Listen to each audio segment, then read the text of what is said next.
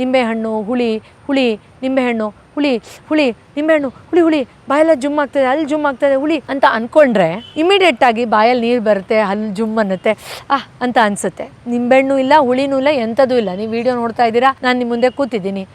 ನಿನಗೇನು ಬಿಡಪ್ಪ, ನೀನು IT ಕೆಲಸ ಮಾಡ್ತೀಯಾ, ನಿಂಗೇನು ಸ್ಟ್ರೆಸ್ಸು ಅಂತ ತುಂಬ ಜನ ರಿಲೇಟಿವ್ಸು ಫ್ರೆಂಡ್ಸು ನೀವು ಅಕಸ್ಮಾತ್ IT BT ಕೆಲಸ ಮಾಡ್ತಾ ಇದ್ರೆ ಜೋಕ್ ಮಾಡಿರ್ತಾರೆ. ಬಟ್ ನಾವೆಲ್ಲರೂ ಅರ್ಥ ಮಾಡ್ಕೋಬೇಕು, IT ಕೆಲಸ ಮಾಡೋರು ಅಥವಾ ಯಾವುದೇ ಒಂದು ಈ ಥರದ್ದು ಒಂದು ಸಾಫ್ಟ್ವೇರ್ ರಿಲೇಟೆಡ್ ಕಂಪ್ಯೂಟರ್ ಮುಂದೆ ಅವರ್ಗಟ್ಲೆ ಕುತ್ಕೊಂಡು ಕೆಲಸ ಮಾಡೋರಿಗೆ ವಿಪರೀತವಾಗಿ ಸ್ಟ್ರೆಸ್ ಇರುತ್ತೆ. ನಾವು ದೈಹಿಕವಾಗಿ ಅವ್ರು ಅಷ್ಟೊಂದು ಏನೋ ಒಂದು ಲೇಬರ್ ವರ್ಕ್ ಮಾಡೋ ತರ ಕಾಣಿಸ್ತಾ ಇಲ್ಲ, ಅದರಿಂದ ಆರಾಮಾಗಿದ್ದಾರೆ, ಅವರು ಆರಾಮಾಗಿ ಸಂಪಾದನೆ ಮಾಡ್ತಾರೆ ಅಂತ ಅನ್ಕೊಳ್ತೀವಿ. ಖಂಡಿತ ಇಲ್ಲ. ಪಾಪ ಆ ಥರ ಯಂಗ್ಸ್ಟರ್ಸ್ಗಳು IT ಕೆಲಸದಲ್ಲಿ ಕೆಲಸ ಮಾಡೋರು ತುಂಬ ಆಳವಾದ ಒಂದು ಮಾನಸಿಕವಾದ ಕಿರಿಕಿರಿ ಅಥವಾ ಒತ್ತಡ ಅಥವಾ ಸ್ಟ್ರೆಸ್ಸಿಗೆ ಒಳಗಾಗಿ ವಿಚಿತ್ರ ಸಮಸ್ಯೆಗಳಲ್ಲಿ ಬರೋರು ತುಂಬ ಜನ ಇದ್ದಾರೆ. ಸೊ ಇವತ್ತಿನ ವಿಶೇಷವಾದ ಸಂಚಿಕೆಯಲ್ಲಿ ಈ IT ಒಂದು ಫೀಲ್ಡಲ್ಲಿ ಕೆಲಸ ಮಾಡ್ತಾ ಇದ್ರೂ ವಿಪರೀತ ಒತ್ತಡಕ್ಕೆ ಒಳಗಾಗೋರಿಗೆ ಹೇಗೆ ಒಂದು ಪರಿಹಾರವನ್ನು ಸುಲಭವಾಗಿ ನಾವೇ ಕಂಡುಕೊಳ್ಬಹುದು. ಯಾಕಂದರೆ ಎಷ್ಟೋ ಸಾರಿ ನಾವು ಕೇಳ್ತಿರ್ತೀವಿ, 12 ಗಂಟೆಗಳು ಕಮ್ಮಿ, ನಾವು 18 ಗಂಟೆಗಳ ಕಾಲ ಕೆಲಸ ಮಾಡಿದ್ರೂ ಕೂಡ ಅಯ್ಯೋ ಸಾಕಾಗ್ತಾ ಇಲ್ಲ ಅಂತ ಹೇಳ್ತಾರೆ ಅಂತ. ಸೊ ಅವ್ರಿಗೆ ನಾವು ತುಂಬ ಒಂದು ಪ್ರೊಲಾಂಗ್ಡ್ ಪ್ರೊಸೀಜರ್ನ ಮಾಡ್ಕೊಳ್ಳಿ ಅಂತ ಹೇಳಿದ್ರೆ ಪಾಪ ಅವ್ರಿಗೆ ಮಾಡ್ಕೊಳ್ಳೋಕ್ಕೆ ಸಮಯನೂ ಆಗೋದಿಲ್ಲ. ಅದರಿಂದ ತುಂಬ ಶಾರ್ಟ್ ಪೀರಿಯಡಲ್ಲಿ ಎಫೆಕ್ಟಿವ್ ಆಗಿ ಯಾವ ಥರ ರಿಲ್ಯಾಕ್ಸೇಷನ್ ಮಾಡಿಕೊಂಡು ತಮ್ಮ ಮಾನಸಿಕ ಆರೋಗ್ಯವನ್ನು ಮತ್ತು ಆ ಒಂದು ಒತ್ತಡದಿಂದ ಬಚಾವಾಗಿ ದೈಹಿಕ ಆರೋಗ್ಯವನ್ನು ಕಾಪಾಡ್ಕೊಳ್ಬೋದು ಅಂತ ಈ ಒಂದು ಸಂಚಿಕೆಯಲ್ಲಿ ತಿಳ್ಕೊಳ್ಳೋಣ. ವೀಕ್ಷಕರೇ, ನಾವು IT ಕೆಲಸ ಮಾಡ್ತೀವಿ, ನಮಗೇನು ಅಷ್ಟು ಸ್ಟ್ರೆಸ್ ಇಲ್ಲ ಬಿಡು ಅಂತ ಅಂದ್ಕೊಳ್ಬೇಡಿ. ಕೆಲಸ ಮಾಡಬೇಕಾದ್ರೆ ಆ ಒಂದು ಒತ್ತಡ ಒಳ್ಳೆಯ ರೀತಿಯಲ್ಲೇ ನಮಗೆ ಹೆಲ್ಪ್ ಆಗ್ತಾ ಇದ್ರೂ ಕೂಡ ಪ್ರೊಲಾಂಗ್ಡ್ ಆಗಿ ಬೇರೆ ಬೇರೆ ಇಮೋಷನ್ಸ್ ಅದ್ರ ಜೊತೆಲಿ ಬಂದಾಗ ನಮ್ಮ ದೇಹದಲ್ಲೂ ಕೂಡ ಆ ಒಂದು ಸ್ಯಾಚುರೇಷನ್ ಪಾಯಿಂಟ್ ತುಂಬ ಬೇಗ ಬಂದ್ಬಿಡುತ್ತೆ. ಅದಕ್ಕೆ ತುಂಬ ಜನ IT ಕೆಲಸ ಮಾಡೋರು ತುಂಬ ಬೇಗ ರಿಟೈರ್ಡ್ ಆಗುವಂಥ ಒಂದು ಫಿಗರ್ಸ್ನು ನಾವು ನೋಡ್ತಾ ಇರ್ತೀವಿ. ಮೊದಲನೇದಾಗಿ ತುಂಬ ಸುಲಭವಾಗಿ ಯಾವಾಗ ಬೇಕಾದರೂ ಬೆಳಗ್ಗೆ ನೀವು ಆಫೀಸ್ಗೆ ಹೋಗೋಕ್ಕಿಂತ ಮುಂಚೆನೋ ಅಥವಾ ಒಂದು ಸಣ್ಣ ಬ್ರೇಕ್ ತೊಗೊಂಡು ಅಥವಾ ಸಿಸ್ಟಮ್ ಮುಂದೆನೇ ಕಣ್ಮುಚ್ಚೋ ಅಥವಾ ಮನೆಗೆ ವಾಪಸ್ ಬಂದಮೇಲೋ ಅಟ್ಲೀಸ್ಟ್ ಒಂದು 3 to 5 minutes ಡೀಪ್ ಬ್ರೀದಿಂಗನ್ನು ಖಂಡಿತವಾಗಿಯೂ ನೀವು ಪ್ರಾಕ್ಟೀಸ್ ಮಾಡ್ಕೋಬೇಕು. ಸಾಧ್ಯ ಆದರೆ ದಿನದಲ್ಲಿ 3-4 ಬಾರಿ ಇದನ್ನು ಮಾಡಿದ್ರೆ ಒಳ್ಳೆಯದು. 2-3 minutes ಮಾಡಿದ್ರೂ ಸಾಕು. ಡೀಪ್ ಬ್ರೀದಿಂಗ್ ಅಂದರೆ ನೀವು ಜೋರಾಗಿ ಸೌಂಡ್ ಬರೋ ಥರ ಉಸಿರಾಡಬೇಕು ಅಂತ ಏನೂ ಇಲ್ಲ. ರಿಲ್ಯಾಕ್ಸ್ಡಾಗಿ ಕೂತ್ಕೊಳ್ಳಿ. ಡೀಪ್ ಕಾನ್ಷಿಯಸ್ ಬ್ರೀದಿಂಗ್, ಈ ರೀತಿ ಕಾನ್ಷಿಯಸ್ ಆಗಿ deep breathe in and breathe out ಮಾಡಿ. ಇಮ್ಮಿಡಿಯೇಟಾಗಿ ನಿಮ್ಮ ಮೆದುಳಲ್ಲಿ ಆ ರಿಲ್ಯಾಕ್ಸೇಷನ್ ಮೋಡ್ ಸ್ವಿಚ್ ಆನ್ ಆಗುತ್ತೆ.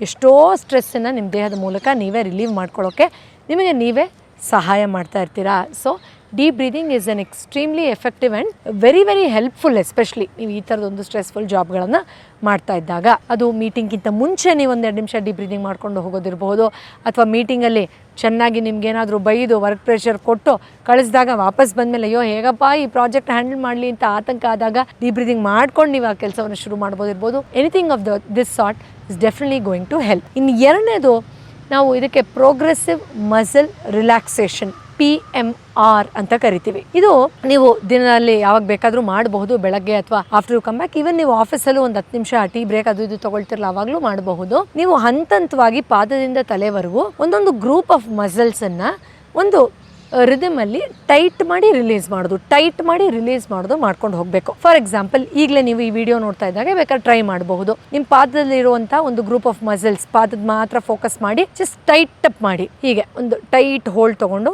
ರಿಲ್ಯಾಕ್ಸ್ ಮಾಡಿ. ಆ ರಿಲ್ಯಾಕ್ಸೇಷನ್ನ ನಿಮ್ಮ ಪಾದದಲ್ಲಿ ಒಂದು 2-3 ನಿಮಿಷ ಅನುಭವಿಸಿ.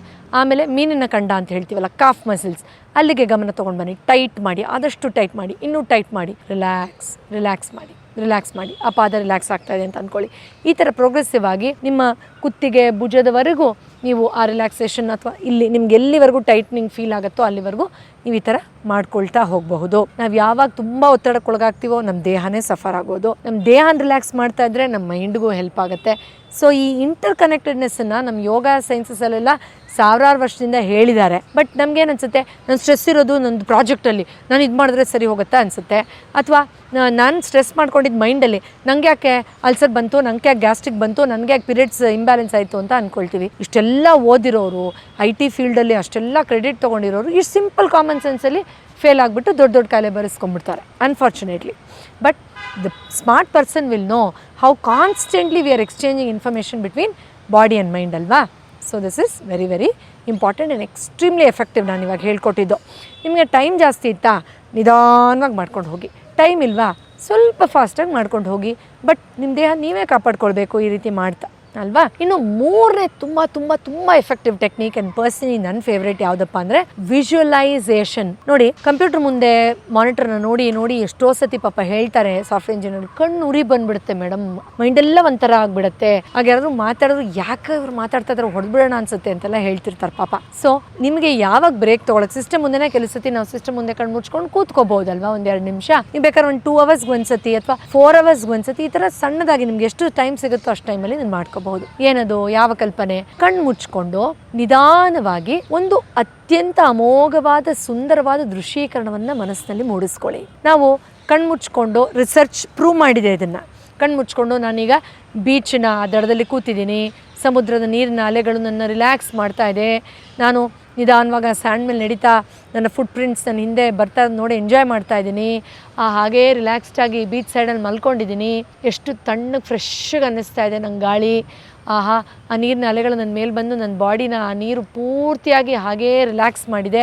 ಈ ಥರ ವಿಜುವಲೈಸೇಷನ್ ಜಸ್ಟ್ ಒಂದು 2-3 ಮಿನಿಟ್ಸ್ ಮಾಡಿಕೊಂಡ್ರೆ ಲಿಟ್ರಲಿ, ಇದು ಉತ್ಪ್ರೇಕ್ಷೆ ಅಲ್ಲ, ಇದು ರಿಸರ್ಚ್ಗಳು ಹೇಳಿರೋದು, ಲಿಟ್ರಲಿ ನಿಮಗೆ ಬೀಚ್ ಸೈಡಿಗೆ ಹೋದಾಗ ಯಾವ ಡೀಪ್ ಸೆನ್ಸ್ ಆಫ್ ರಿಲ್ಯಾಕ್ಸೇಷನ್ ನೀವು ಅನುಭವಿಸ್ತಿರೋ ಇಮಿಡಿಯೇಟಾಗಿ ಬ್ರೈನು ಆ ಒಂದು ಸ್ಟ್ರೆಸ್ ರಿಲೀಫನ್ನು, ಹ್ಯಾಪಿ ಹಾರ್ಮೋನ್ಸನ್ನು ರಿಲೀಸ್ ಮಾಡುತ್ತೆ. ನಾನು ಒಂದು ಸತಿ ಹೇಳಿದ್ದೆ ನಿಮಗೆ, ಬೇಕಾದರೆ ನೀವು ಫಸ್ಟ್ ಟೈಮ್ ಇದನ್ನು ಕೇಳಿಸ್ಕೊಳ್ತಾ ಇದ್ರೆ ಟ್ರೈ ಮಾಡಬಹುದು, ಈಗಲೇ ಟ್ರೈ ಮಾಡ್ಬೋದು. ವಿಡಿಯೋ ಪಾಸ್ ಮಾಡಿ 1-2 ನಿಮಿಷ ನಿಂಬೆಹಣ್ಣು ಹುಳಿ ಹುಳಿ ನಿಂಬೆಹಣ್ಣು ಹುಳಿ ಹುಳಿ ನಿಂಬೆಹಣ್ಣು ಹುಳಿ ಹುಳಿ ಬಾಯೆಲ್ಲ ಜುಮ್ ಆಗ್ತದೆ, ಅಲ್ಲಿ ಜುಮ್ ಆಗ್ತದೆ ಹುಳಿ ಅಂತ ಅಂದ್ಕೊಂಡ್ರೆ ಇಮಿಡಿಯೇಟಾಗಿ ಬಾಯಲ್ಲಿ ನೀರು ಬರುತ್ತೆ, ಅಲ್ಲಿ ಜುಮ್ ಅನ್ನತ್ತೆ, ಅಂತ ಅನಿಸುತ್ತೆ. ನಿಂಬೆಹಣ್ಣು ಇಲ್ಲ, ಹುಳಿನೂ ಇಲ್ಲ, ಎಂಥದೂ ಇಲ್ಲ, ನೀವು ವಿಡಿಯೋ ನೋಡ್ತಾ ಇದ್ದೀರಾ, ನಾನು ನಿಮ್ಮ ಮುಂದೆ ಕೂತಿದ್ದೀನಿ ಅಷ್ಟೇ. ಆದರೆ ನೀವು ಆ ವಿಜುವಲೈಸೇಷನ್ ಮಾಡಿದಾಗ ಬ್ರೈನ್ ಇಮಿಡಿಯೇಟಾಗಿ ಹೇಗೆ ಆ ರೆಸ್ಪಾನ್ಸನ್ನು ಬಾಡಿಲಿ ತೊಗೊಂಬರುತ್ತೆ, ದ್ಯಾಟ್ ಈಸ್ ಅ ಪ್ರೂಫ್. ಹೋಗಲಿ, ನಿಮ್ಮ ಹಳೆ ಲವರ್ನ ನೆನೆಸ್ಕೊಳ್ಳಿ, ಅಯ್ಯೋ ಹಂಗೆ ಮಾಡಿದ್ರು ಅಂತ, ಇಮಿಡಿಯೇಟಾಗಿ ಒಂಥರ ಬಾಡಿಯೆಲ್ಲ ಟೈಟಾಗಿ, ಮನಸ್ಸೆಲ್ಲ ಒಂಥರ ಆಗಿ ಕಣ್ಣಲ್ಲಿ ನೀರೇ ಬಂದುಬಿಡುತ್ತೆ.